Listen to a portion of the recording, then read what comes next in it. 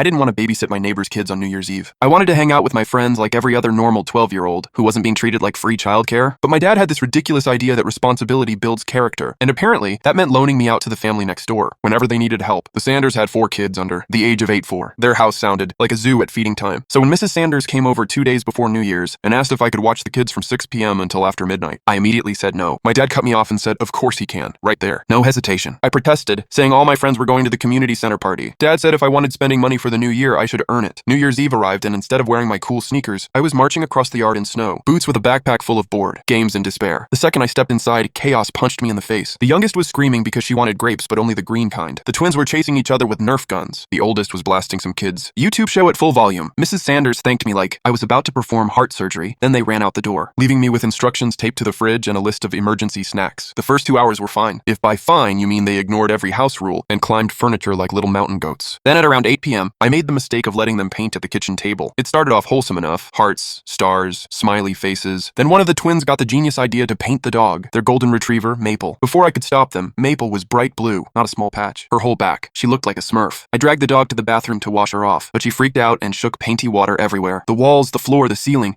I swear even the toilet got splashed. While I was dealing with Maple, the youngest found the glitter. By the time I came back, the living room looked like a unicorn exploded. There was glitter in the carpet, glitter on the couch, glitter stuck to the TV screen. The kids were sliding across the floor like they were at a roller rink. One of the twins yelled, "Snow angels!" and started doing glitter angels in the rug. I tried calling my dad, but he didn't answer. Probably enjoying the child-free night he forced me to give up. At 10 p.m., the oldest decided he wanted popcorn. Easy enough, but the kid hit 30 minutes instead of 3 minutes on the microwave. I smelled burning before I saw the smoke pouring out. When I opened the door, blackened popcorn spilled onto the counter like charcoal flakes. The smoke alarm started blaring. Maple panicked and barked nonstop. The kids ran in circles screaming. I had no idea how to shut off the alarm, so I just stood on a chair waving a towel like an idiot until it finally stopped shrieking. By the time the Sanders came home at 12:45, the house looked like a crime scene. Their eyes went wide. Blue dog, glitter disaster, sooty microwave, 4 sticky children covered in paint and sugar. Maple shook her wet fur all over Mr. Sanders' pants as if to say, "Your child sitter failed spectacularly." They weren't even mad at first. They were just speechless. Then Mrs. Sanders asked what happened, and the twins immediately said, "He let us do it." Mr. Sanders had to clean the microwave with baking soda. Mrs. Sanders spent 20 minutes brushing glitter out of the carpet before giving up. My dad apologized on my behalf and offered to pay for the cleanup. My New Year spending money became repay your neighbor money. On New Year's morning, I found an envelope on the kitchen table from my dad. Inside was a note that said, "You learned a valuable lesson about responsibility." No cash, no gift, not even an apology, just a lecture disguised as life advice. I didn't get to go to the community center party. My friends told me it was awesome. Glow sticks, dancing, free pizza. Meanwhile, I spent the first day of the new year picking glitter out of my shoelaces and trying to get dog fur off my jacket. I didn't get any spending money until March, and I absolutely refused to step foot in the Sanders house again unless I was there as a guest. My dad never volunteered me for babysitting after that. I guess even he realized there are life lessons, and then there are glitter explosions that haunt you forever.